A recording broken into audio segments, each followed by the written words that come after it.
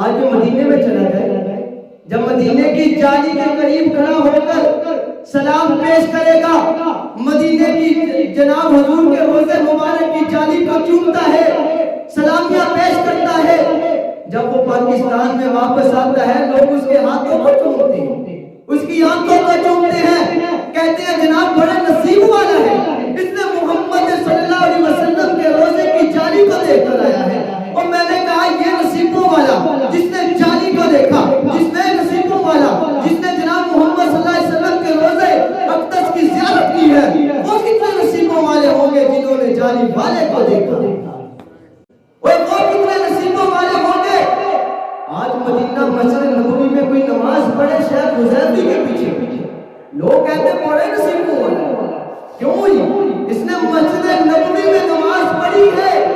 شیخ حذیفی کے پیچھے۔ میں نے کہا وہ کتنے نصیبوں والے ہوں گے جس